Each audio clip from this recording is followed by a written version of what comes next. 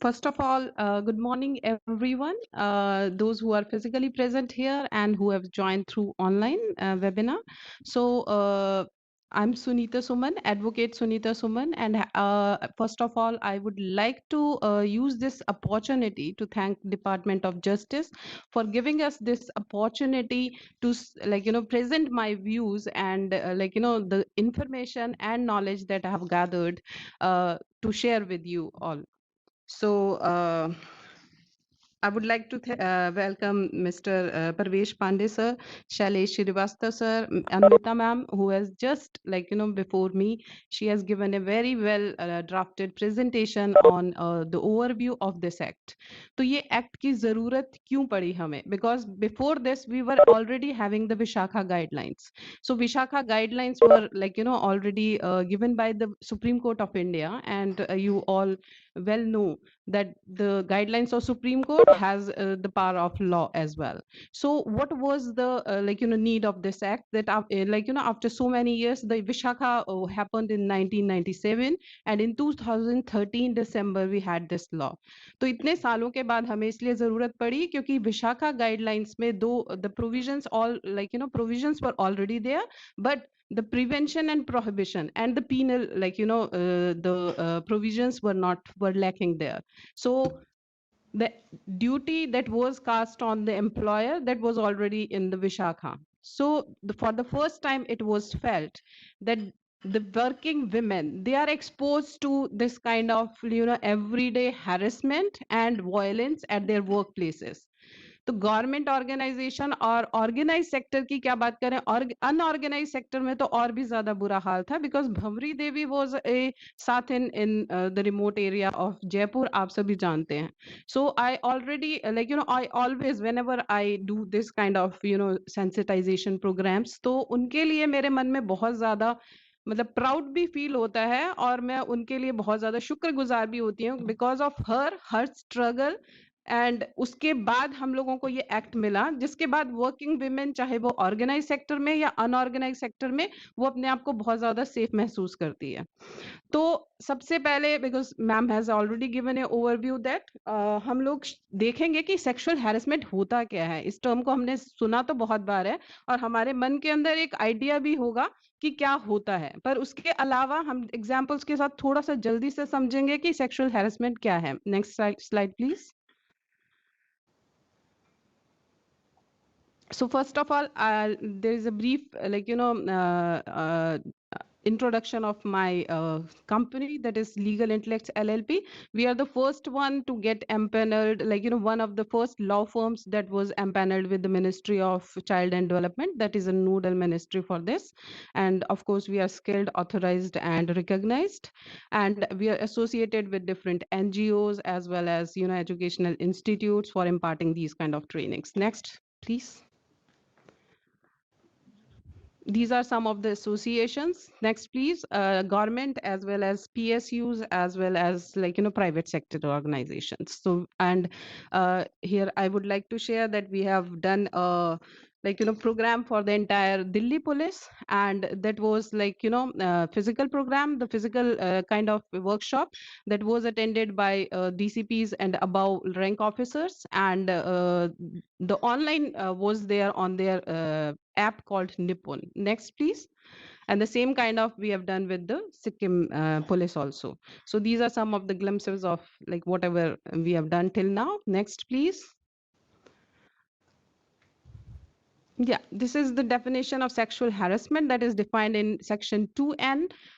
The first one is unwelcome. Like sexual harassment is a behavior that is unwelcome. Now, what is a unwelcome behavior? हम सभी जानते हैं कि welcome क्या होता है. Welcome is always reciprocal. आपको पता चल जाता है कि आपका जो व्यवहार है, when आप किसी को भी कोई compliment देते हैं या कोई बातचीत करते हैं, initiate करते हैं किसी भी तरह की, आपको पता होता है कि जो welcome है, gesture आपका, वो होता है हमेशा रेसिप्रोकल, और वो आपको कंफर्टेबल फील कराता है, दैट मेक्स यू हैप्पी. वो कभी भी डिमीनिंग नहीं होता है अनवेलकम की तरह, कभी भी आपको स्ट्रेस नहीं करता है.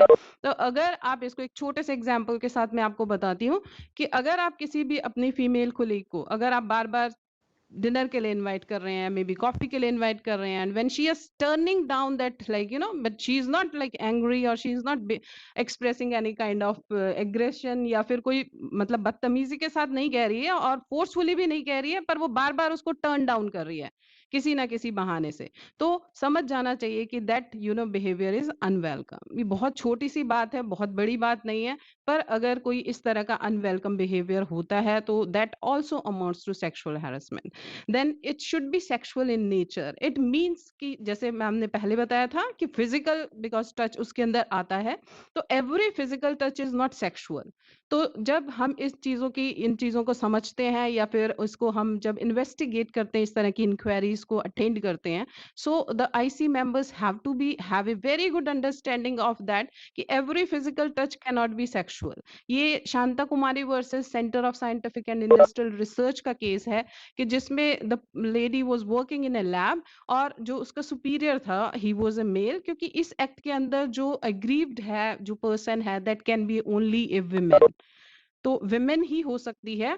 पर जो कंप्लेन है या रिस्पोंडेंट है उसके किसी के खिलाफ जो है वो मेन के खिलाफ भी हो सकती है और वुमेन के खिलाफ भी हो सकती है। तो we have to like you know remember this always कि जिसमें aggrieved women is also a is only a women. तो सेक्सुअल इन नेचर का मतलब है कि उसमें जब वो लैब में काम कर रही थी तो उन दोनों का आपस में कोई झगड़ा हुआ and the man you know she he grabbed her by her arm and dragged her out of the lab.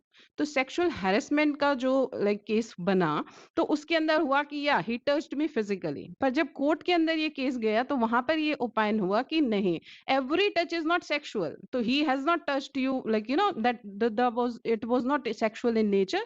तो यहाँ पर सेक्सुअल इन नेचर इसको डिसाइड किया गया। Then again like the one important part is subjective experience. What do you mean by subjective? Subjective means कि आपकी intention क्या है ये मैटर नहीं करती है sometimes, you know, because bringing and brought up of every women is different. ऐसा नहीं है कि सभी एक ही तरह से आते हैं। Some women are very comfortable if you just call them यार, ऐसे बोलते हैं, या फिर आप मतलब जिस तरह की बातचीत करते हैं, इवन शेकिंग हैंड्स ऑल्सो। तो पर कई लोग जो अपनी किसी भी बैकग्राउंड से आते हैं, चाहे वो एजुकेशनल है, चाहे वो उनका like you no family background है या रिलीजियस है, तो आपको ये ध्यान रखना है करते हुए कि आपका जो है वो सब्जेक्टिव एक्सपीरियंस है। आप नहीं कह सकते मेरा ऐसा इरादा नहीं था या मैंने ऐसा सोचा नहीं था। ओके, तो ये भी डॉक्टर पुनीत के सोनी वाला केस था, इसके अंदर ये डिसाइड हुआ कि सब्जेक्टिव होगा। जो आईसी मेंबर्स होंगे या कोई भी सेक्सुअल हैरेसमेंट की कंप्लेंट है वो इस हिसाब से नहीं देखी जाएगी कि रिस्पोंडेंट क्या कहता है उसके बारे में या वो क्या सोचता है। If the women is right कि उसको ऐसा लग रहा है या उसको ऐसा महसूस हो रहा है, तो इट मीन्स कि वो सेक्सुअल हैरेसमेंट की कंप्लेंट हो सकती है। then again the last point is very important, impact not intent। आपकी मर्जी क्या है या आप कैसा सोचते हैं, क्योंकि बहुत बार ऐसे केसेस में ये होता है कि मेरा ऐसा कोई इरादा नहीं था, मैंने इस हिसाब से नहीं बोला था।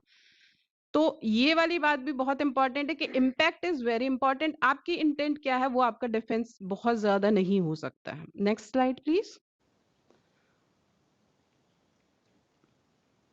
या these are the three forms. you can like you know because it is animated तो आप थोड़ा जल्दी कर सकते हैं, no problem। तो first one is physical। physical में of course touching, standing close, even आप किसी का रास्ता रोकते हैं और बार बार आगे आ जाते हैं, though you are not touching anyone, but फिर भी अगर इस तरह की एक्टिविटीज हैं तो उसको भी हम सेक्सुअल हैरेसमेंट की फिजिकल इसमें ये फॉल करेगा। Then the other one is verbal. Verbal में आपकी विस्लिंग भी हो सकती है, आप किसी को कुछ कह नहीं रहे हैं पर बार बार में अगर आप सीटियां बजा रहे हैं अपनी जगह पर बैठ के, even staring also, you are not touching someone, you are not saying something, तो वो नॉन वर्बल में आ जाएगा जो थर्ड वन है। तो जरूरी नहीं है कि सेक्सुअल हैरेसमेंट जो है वो वर्बल या फिजिकल ही हो सकता है, वो नॉन वर्बल जो थर्ड कैटेगरी प्लीज एक बार कर देंगे तो वी कैन सी दैट। या नॉन वर्बल, तो वो नॉन वर्बल के अंदर भी आ जाएगा कि आप किसी का पाथ ब्लॉक कर रहे हैं अनवारंटेड, या ऐसे जैसे कई बार होता है कि हम किसी से बात कर रहे हैं तो you just leaning like you know on someone's chair और something like that. so these kind of like you know all gestures, all like behavior that amounts to sexual harassment। The next slide please। these are like some of the data we are having, like I have gathered rather like a lot of data on different research that has been done कि 55% जो cases होते हैं वो sexually suggestive comments और jokes होते हैं।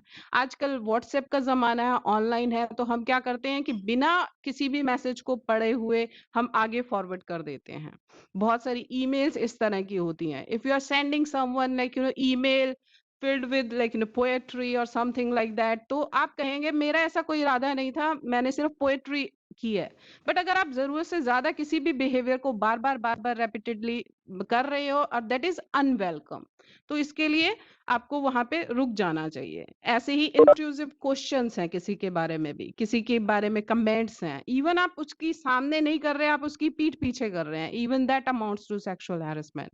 और ज्यादातर जो कंप्लेंट्स हैं वो कोलीग से आती हैं, सुपरवाइजर जो सुपरवाइजरी मतलब आपके बॉसेस हैं उनसे आती हैं, इवन लाइक जो आपके सबऑर्डिनेट्स हैं उनसे भी कई बार आ जाती हैं। तो these are like glimpse of the complaints. Next slide, please.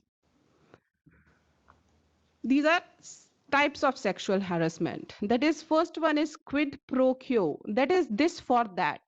कि अगर like if I'm forwarding my sexual demands, तो अगर आप उसको पूरा कर रहे हो तो आपको कोई प्रेफरेंशियल ट्रीटमेंट मिलता है। जैसे हम दिल्ली पुलिस के लिए कर रहे थे, तो उसके अंदर होता है कि आपको बड़ी इजी लाइक ड्यूटी आवर्स मिलते हैं, आपको पोस्टिंग्स आपकी मर्जी की मिलती हैं। या फिर अगर आप नहीं मानते हो या जो है आपकी प्रेजेंट या फ्यूचर जॉब के लिए आपको कोई भी किसी भी तरह का बेनिफिट मिल सकता है, तो this is called quid pro क्यो। And the next one is, next slide please. The next one is hostile work environment. कि अगर मैं जो आपसे चाहता हूं, चाहे वो वर्बल है, नॉन वर्बल है, तो जिसी भी तरह की जेस्चर्स से मैंने आपको बोला है, अगर आप इसको नहीं सुनते हो and you are not adhering to my request और you are turning down it, तो उसके लिए फिर आपका जो इंटिमिडेटिंग और ऑफेंसिव वर्क एनवायरनमेंट क्रिएट हो जाता है। तो इसके अंदर एग्जाम्पल के साथ अगर हम इसको समझे, ह्यूमिलिएटिंग ट्रीटमेंट हो जाता है। कई बार होता है कि ज्यादा काम मिल जाता है, कई बार होता है ग्रुप एक्टिविटी से आपको बिल्कुल ही बाहर कर दिया जाता है, आपकी परफॉर्मेंस जो है फॉर वो आपके जो है एबिलिटी पर नहीं होती, but because you are not liking that person, तो उसकी वजह से उसकी सारी चीजें जो है वो उसी तरीके से देखी जाती हैं। तो ये जो इस तरह का इंटिमिडेटिंग या ऑफेंसिव वर्क प्लेस हो जाता है, तो ये वाली जो चीजें या ह्यूमिलिएटिंग ट्रीटमेंट है, that is really very dangerous and toxic for the working environment.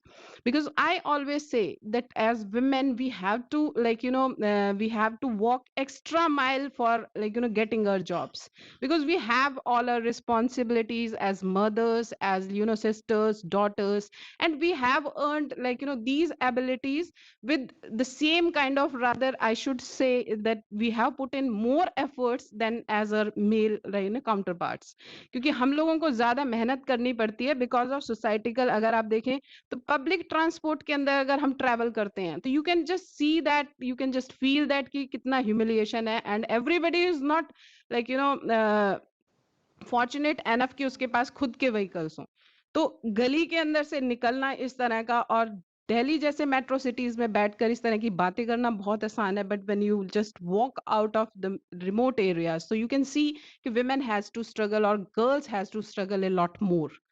और ये जो एक्ट है जब हम शुरू करते हैं, तो समटाइम्स ऐसा होता है कि मेन जो पार्टिसिपेंट्स होते हैं उनके पास ये होता है कि why this workshop for us, we never do that, but you are like brothers, you are fathers, you are like husbands, and you are sons of the working women, so you must be having someone working at some place, तो आप उनको guide कर सकते हैं, आप उनको like protect कर सकते हैं, और आप अपने बिहेवियर को मॉनिटर कर सकते हैं कि माय डॉटर, माय वाइफ और my mother is stepping out of house, तो वो वहां पर काम करने जा रही हैं, तो उनको वो सेफ एनवायरनमेंट तब मिलेगा जब मैं किसी और जगह पर जहां मैं काम कर रहा हूं वहां पर मैं एक सेफ एनवायरनमेंट अपनी वर्किंग कोलीग्स को देता हूँ। We don't want as women कि हम लोगों के साथ कोई बहुत ज्यादा मतलब कोई डिफरेंट तरह का बिहेवियर हो, बट एटलीस्ट इतने स्ट्रगल के बाद जब हम एक जगह पर एक हम जॉब को लेते हैं तो वी वांट कि एटलीस्ट हमारे साथ एक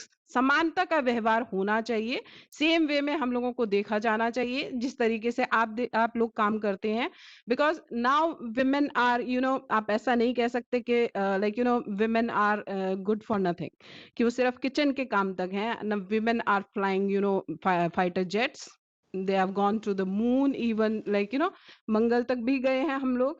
एंड इट्स मतलब आप कह नहीं सकते कि ऐसा कोई काम है जो वुमेन नहीं कर सकती जो एक मैन कर सकते हैं। दो सो लाइक ये इस तरह का व्यवहार अगर आता है, because working place is such a place जहां हम अपने घर से ज्यादा टाइम बिताते हैं एंड वी हैव अर्न ये capabilities to contribute to the economy of the nation.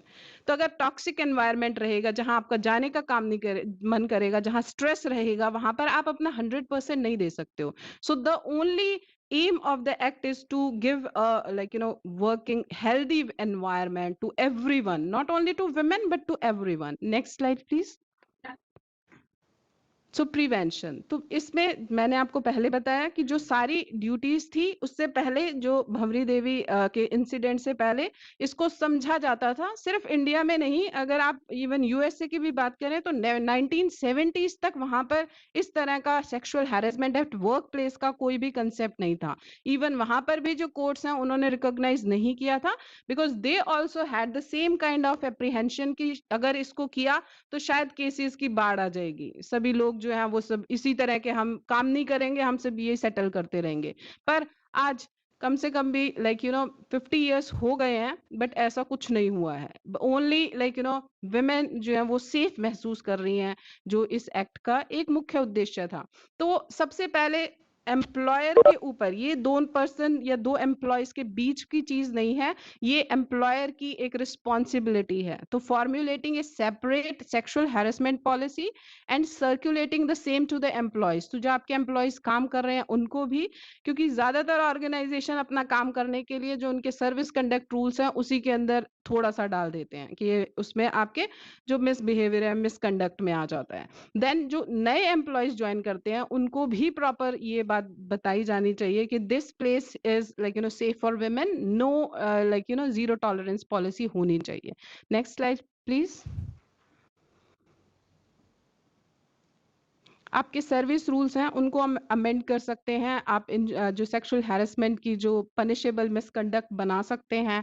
Then measures और एक्शंस जो हैं वो मिसकंडक्ट में आप डाल सकते हैं। देन अगेन जो consequences of a false complaint, अभी ज्यादातर लोगों को यही एप्रीहेंशन होती है कि फॉल्स कंप्लेन होगी, पर इस वे में दिस ये एक्ट की एक बहुत अच्छी खासियत अच्छी बात है कि इसके अंदर फॉल्स कंप्लेंट अगर होती है तो उल्टा जो है आप जो वुमेन है जिसने भी कंप्लेंट की है उसके खिलाफ भी हो सकती है। और ऐसे इंसिडेंट्स हैं काफी सारे, ऐसा नहीं है कि हुआ नहीं है, बहुत सारे केसेस में होता भी है।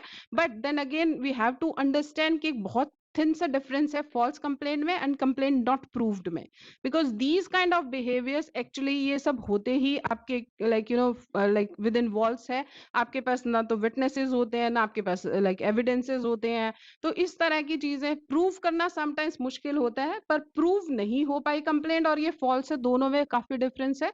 So the IC members has to be sensitise and trained in the way कि उनको वो ये सब समझ आए। Next slide. आईसी जो है इंटरनल कमेटी, ये बहुत एक अहम रोल इसमें अदा करती है। अभी मेरे बाद सर आपको इसके बारे में पूरा बताएंगे कि आईसी का क्या रोल है, इसके क्या क्या इसका कॉन्स्टिट्यूशन कैसे होता है। So I won't take this. Next please. अब जो पॉलिसी अगर आपने बना दी है तो इट्स नॉट लाइक दैट कि policy is there in your आपके पेपर्स में है, it should be on your website also, it should be policy जो है वो आपकी सभी जो आपके मेंबर्स हैं, आपके एम्प्लॉइज हैं, उनके पास होनी चाहिए। उनको पता होना चाहिए कि हमारी पॉलिसी हमारे पास है और इसके ये प्रोविजंस हैं। तो ये आप ईमेल, जो आपका इंटरनल कम्युनिकेशन का जो भी आपका सिस्टम होगा, उससे आप बता सकते हैं। क्योंकि बहुत जगह पर जब मैं जाती हूँ तो वो बोलते हैं या of course we have everything in place, but जब उनसे पूछते हैं आपकी वेबसाइट पे है क्या, आईसी मेंबर्स के नेम, डेजिग्नेशन, फोन नंबर्स, क्योंकि अगर आपका एग्रीव्ड कोई कोई है, आपके पास कंप्लेंट आ जाती है, तो वो कहाँ जाएगा अगर उसे पता ही नहीं है। तो ऐसा नहीं है कि वो आप एचआर के पास जाओगे, उससे पूछोगे, नहीं, उससे पहले ही ये सारी चीजें होनी चाहिए। Next please. Now these conducting awareness sessions. अब अवेयरनेस सेशंस क्या है कि आप खुद भी कर सकते हैं ऑफ कोर्स, बट बहुत सारे क्वेश्चंस ऐसे होते हैं क्योंकि अभी ये because it's very new law, इसके ऊपर आपको देखेंगे कि बहुत कम लिटरेचर हमारे पास है। एंड कोर्ट्स के पास जो जो आपके इंटरनल कमेटी के अंदर मेंबर्स ये केसेस होते हैं, उसका तो पब्लिकेशन है ही नहीं। और जो कोर्ट तक केसेस चले जाते हैं, सिर्फ उन्हीं के बारे में हमें थोड़ी बहुत जानकारी है। तो इसीलिए इसके बारे में कि केसेस में कैसे कैसे हुआ है, क्योंकि बहुत माइन्यूट थिंग्स होते हैं जब हम एक बार इंक्वायरी करना शुरू करते हैं। सो आईसी मेंबर्स के ऊपर बहुत ज्यादा है, क्योंकि अभी ये इंटरनल कमेटी है, इंटरनल कंप्लेंट्स कमेटी नहीं है। तो अगर कंप्लेंट पहले होता था कि सिर्फ कंप्लेंट आएगी, उसके बाद इंटरनल कमेटी का काम शुरू होगा। नाउ जो इस तरह के अवेयरनेस सेशन है और जो आपके एनवायरनमेंट, वर्किंग एनवायरनमेंट को सेव करने का काम है, now the internal committee is equipped with that. वो रिस्पॉन्सिबिलिटी उसकी है कि वो आपकी जो आईसी मेंबर्स के लिए अलग से करे, आपकी सेंसिटाइजेशन प्रोग्राम, आपकी सीनियर मैनेजमेंट, एम्प्लॉयज, इसमें आपके सारे एम्प्लॉयज आ जाते हैं। ऐसा नहीं है कि सिर्फ जो ग्रुप ए है या ऐसा है। तो ग्रुप डी के मेंबर्स के लिए, एम्प्लॉयज के लिए भी आपको उतने ही रिस्पॉन्सिबिलिटी है इस तरह की अवेयरनेस सेशन करने के लिए। Next slide, next please.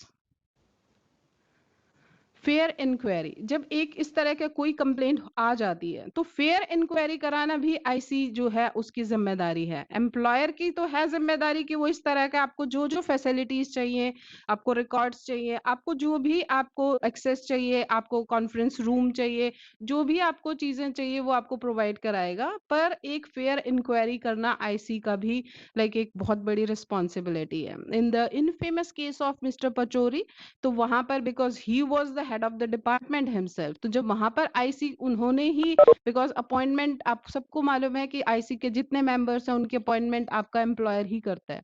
सो दो द इंटरनल जो कमेटी थी उसका अपॉइंटमेंट उन्होंने किया था, but I must share with you कि उन्होंने बहुत फेयर काम किया। और जब उन्होंने अपनी जो even he has tried his best कि इंक्वायरी के प्रोसीजर को किसी तरह से भी रोका जाए, उसको डिले किया जाए, बट दे जैसे सेड कि 90 डेज का पीरियड है तो विल डू दैट।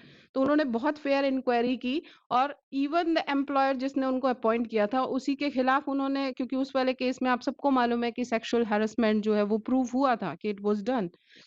तो इस तरह की इतनी बड़ी जिम्मेदारी है जो आईसी के मेंबर्स हैं, तो उनको पता होना चाहिए कि उन लोगों की पावर्स क्या हैं, डूज एंड डोंट्स क्या हैं। Next please.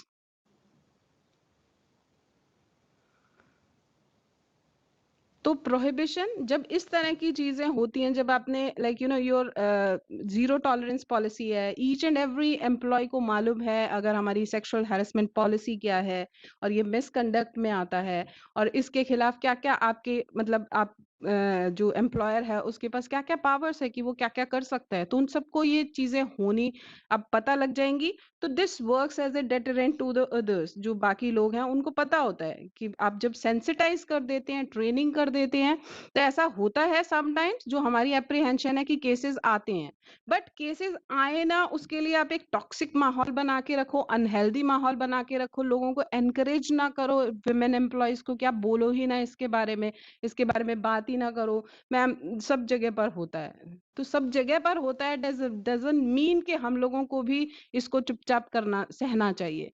Because well we have to take one step.